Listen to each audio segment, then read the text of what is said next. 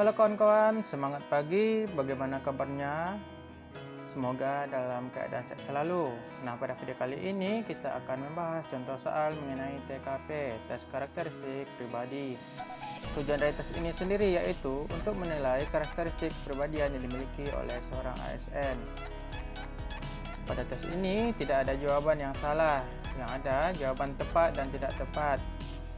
Jawaban yang paling tepat memiliki nilai 5, yang paling tidak tepat bernilai 1. Nah kawan-kawan, dalam menjawab tes ini, kawan-kawan harus menjawab jawaban yang paling tepat, sehingga nilai yang didapatkan paling tinggi yaitu 5. Sehingga kawan-kawan nantinya dapat memenuhi passing grade nantinya. Nah kawan-kawan, langsung saja kita lihat contoh soalnya. Soal yang pertama.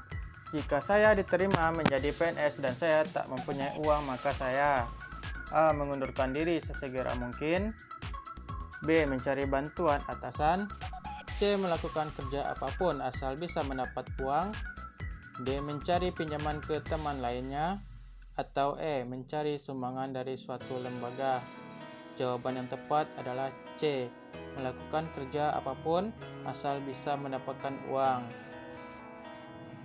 Yang nilai 4 adalah jawaban E, bernilai 3 jawabannya D, bernilai 2 B, dan bernilai 1 yaitu jawaban A. Lanjut ke soal nomor 2. Anda adalah seorang karyawan dari sebuah perusahaan retail. Anda memahami bahwa perusahaan Anda memiliki potensi untuk ikut serta dalam perdagangan internasional. Apa sikap Anda terhadap kondisi tersebut? A. Mengusulkan pada pimpinan mengenai potensi tersebut agar dapat mengoptimalkan perdagangan. B. Tidak memberikan usulan pada atasan karena bukan wewenang saya. C. Saya tanyakan terlebih dahulu pada rekan-rekan mengenai hal tersebut.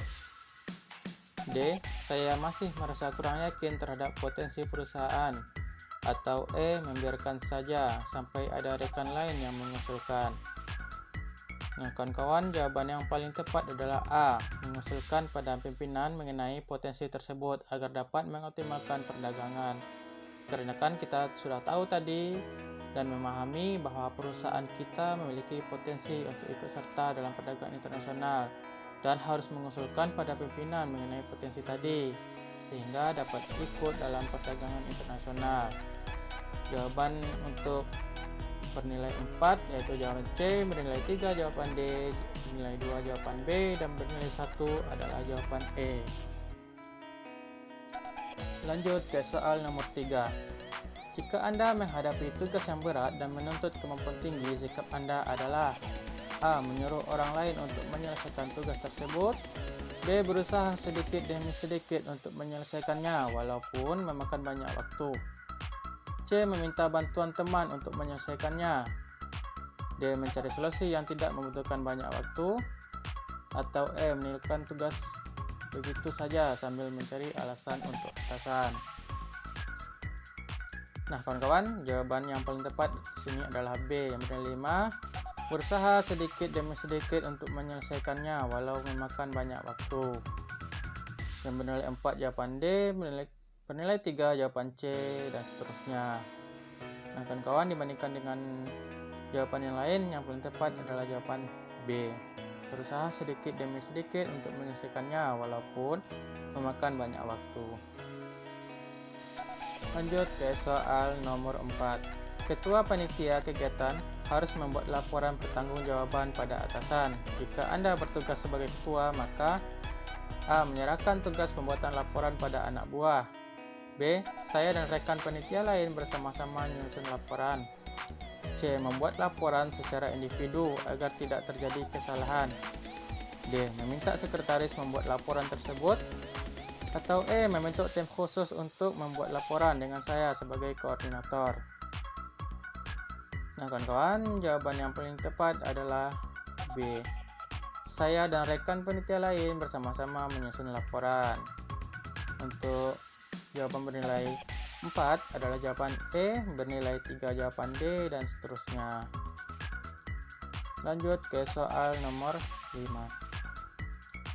Saya berhasil mengatasi tantangan karena A. Nasib baik selalu ada di tangan saya. B. Saya berani mencoba dengan segala risiko. C. Selalu berada di zona aman saya. D. Selalu mendapatkan bantuan dari teman dan lingkungan saya. Atau E. Saya tidak pernah berputus asa. Jawaban tepat adalah E. Saya tidak pernah berputus asa. Jawaban dengan nilai 4 B, jawaban nilai 3 C, dan seterusnya. Nah kawan-kawan, jawaban yang paling tepat adalah E. Saya tidak pernah berputus asa. Dibandingkan dengan jawaban lain, jawaban yang tepat adalah E. Lanjut ke soal nomor 6. Seberapa sering Anda menuliskan rencana Anda secara spesifik dan ada batas waktunya? A. Saya selalu mencatat rencana saya secara detail agar pencapaiannya optimal. B. Saya tidak pernah membuat perencanaan secara detail karena spontanitas adalah sifat saya. C. Saat saya membutuhkan untuk berpikir ulang, saya akan mengatur kembali pekerjaan saya. D. Saya jarang menuliskan rencana saya secara detail karena sudah terekam dalam pikiran saya. Atau E. Saya hanya menuliskan sasaran saya secara umum. Nah kawan-kawan, jawaban yang paling tepat adalah A. Saya selalu mencatat rencana saya secara detail agar pencapaiannya optimal. Lanjut ke soal nomor 7. Saya sedang mengerjakan laporan tugas semester yang akan dikumpulkan besok pagi. Tiba-tiba, sahabat saya datang dengan wajah sedih dan ingin curhat pada saya. Sikap saya adalah A. Pura-pura mendengarkan ceritanya dan fokus pada pekerjaan saya. B. Memberikan tanggapan yang wajar sambil tetap mengerjakan laporan saya. C. Meneruskan mengerjakan laporan tanpa memperdulikan teman saya. D. Menanggapi dan memberi berbagai alternatif solusi. Atau E. Dengan menyesal menolak mendengarkan keluhan. Jawaban yang paling tepat yaitu B. Memberikan tanggapan yang wajar sambil tetap mengerjakan laporan saya. Nah kawan-kawan, dibalik kita mengerjakan laporan, kita harus juga tetap menjaga hubungan baik dengan teman kita tadi. Nah, lanjut ke soal nomor 8. Dalam suatu tugas kelompok, Anda merasa sudah mengerjakan tugas Anda dengan baik. Namun, teman-teman Anda merasa Anda belum optimal dalam bekerja. Sikap Anda kemudian A. Menyangkalnya. B. Menerima lapang dada dan memperbaiki kinerja saya. C. Balas memarahi teman Anda karena bukan pekerjaan Anda saja yang kurang optimal. D. Bersedih hati. E. Menerima dengan berat hati daripada memperpanjang masalah. Jawaban yang tepat adalah B. Menerima dengan lapang dada memperbaiki kinerja saya. Walaupun kita sudah merasakan mengerjakan tugas dengan baik, namun teman-teman merasa belum optimal, itu merupakan suatu kritikan. Maka kita harus menerima dengan lapang dada dan berupaya memperbaiki kinerja kita seterusnya. Lanjut ke soal nomor 9. Ketika proyek yang Anda lakukan mengalami kegagalan karena salah satu anggota tim Anda, maka A. Saya merasa tidak ikut bertanggung jawab karena saya sudah bekerja sekuat tenaga. B. Saya tidak bisa dipersalahkan karena bukan sepenuhnya kesalahan saya. C. Anggota tersebut harus bertanggung jawab sepenuhnya atas apa yang sudah dilakukan. D. Ikut bertanggung jawab sesuai dengan job desk saya saja karena saya adalah bagian dari tim pelaksana proyek tersebut. Atau E. Menerima konsekuensi atas kegagalan tersebut dan mengevaluasinya bersama tim. Jawaban yang tepat adalah E. Menerima konsekuensi atas kegagalan tersebut dan mengevaluasinya bersama tim. Nah kawan-kawan, di sini kita harus menerimanya karena kita adalah salah satu anggotanya. Dan semua tim harus menerima dan mengevaluasinya bersama-sama. Lanjut ke soal nomor 10. Jika Anda diminta mengerjakan tugas yang tidak sesuai dengan bidang pekerjaan Anda oleh atasan, apa yang akan Anda lakukan? A. Tetap menerima tugas tersebut karena perintah atasan. B. Menolak secara baik-baik karena tidak sesuai dengan job desk. C. Menolak dengan tegas agar atasan tidak semena-mena di masa mendatang. D. Tetap menerima tugas tersebut agar disukai atasan. Atau E. Meminta rekan lain mengerjakan tugas tersebut. Jawaban yang tepat di sini yaitu B. Menolak secara baik-baik karena tidak sesuai dengan job desk saya. Walaupun kita diberikan tugas oleh atasan, kita berhak juga menolaknya karena tidak sesuai dengan job desk kita.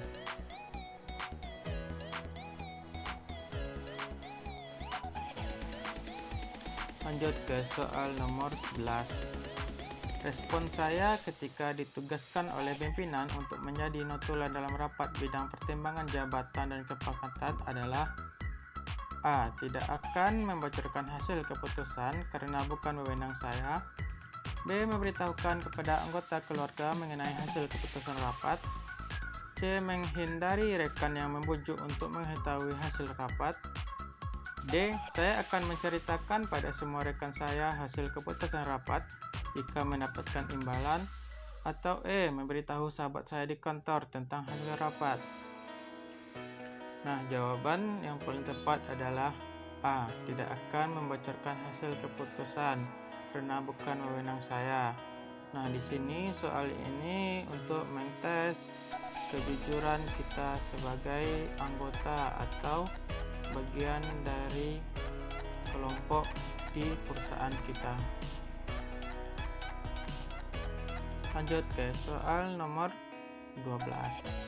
Dalam memberikan suatu gagasan, saya dikenal sebagai orang yang A. Penyempurna sistem yang ada. B. Penuh ide baru. C. Memiliki gagasan rasional. D. Memberikan solusi terbaik. Atau E. Menempuh banyak risiko. Nah, jawaban yang paling tepat adalah A. Penyempurna sistem yang ada, karena kita harus memiliki suatu gagasan dan kita harus bersifat sebagai orang penyempurna sistem yang ada. Jawaban yang memiliki poin 4 adalah jawaban D. Jawaban memiliki poin dengan bernilai 3 itu C dan seterusnya. Lanjut ke soal nomor 13.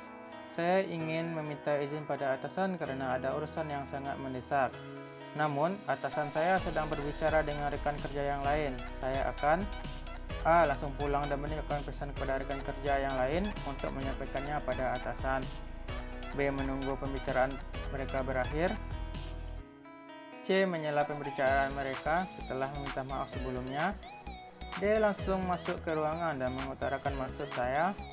Atau E. Mendengarkan dan menimbang penting tidaknya pembicaraan mereka sebelum menyela untuk meminta izin. Jawaban yang tepat adalah E. Mendengarkan dan menimbang penting tidaknya pembicaraan mereka sebelum menyela untuk meminta izin.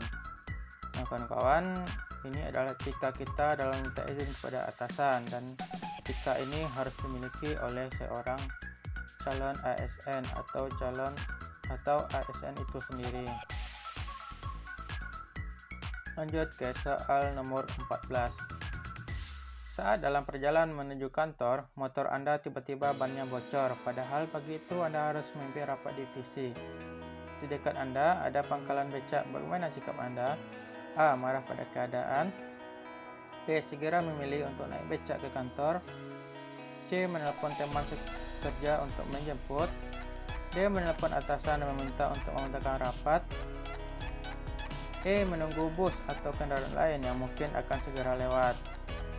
Nah, kawan-kawan, jawaban yang paling tepat itu B. Segera memilih untuk naik becak ke kantor sehingga kita dapat dengan tepat waktu ke kantor dan langsung memimpin rapat divisi. Lanjut ke soal nomor 15. Setelah bersusah payah, akhirnya divisi saya dapat menjuarai kompetisi yang diadakan oleh kantor saya tahun ini.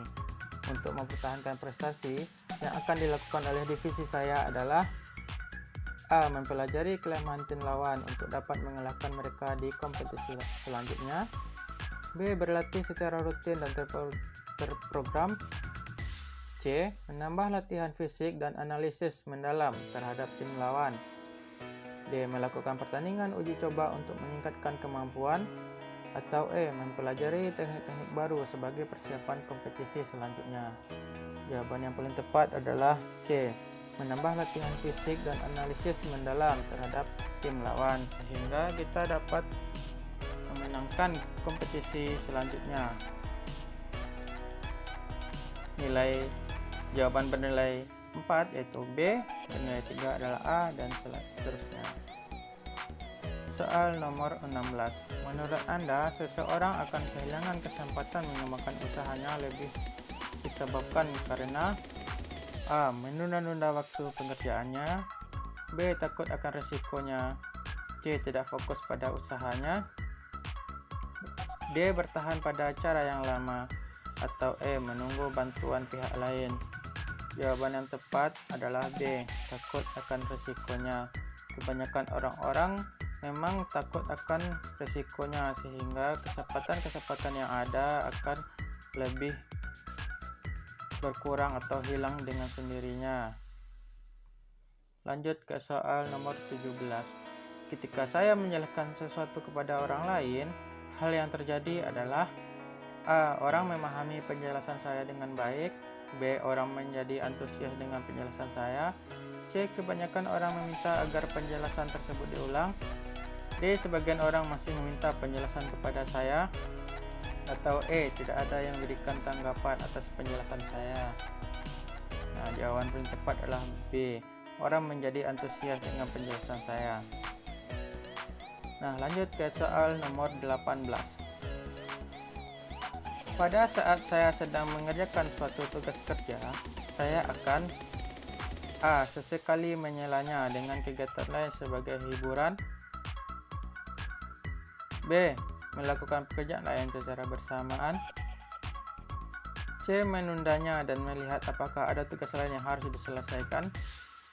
D. Hanya melakukan suatu pekerjaan dalam satu waktu. Atau E. Melakukan pekerjaan lain yang tidak berhubungan dengan pekerjaan.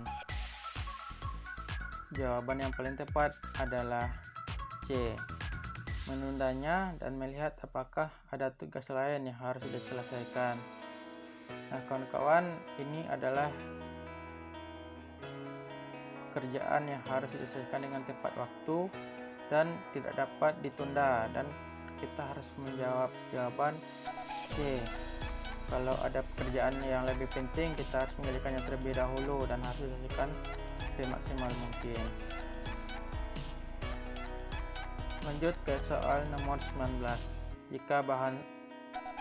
Jika bawahan saya melakukan tugasnya dengan baik, maka saya A. Puas namun tidak perlu memuji karena hal itu akan membuatnya sombong. B. Tidak akan memuji. C. Memuji secukupnya. D. Menyanjungnya agar dia senang dan bersemangat.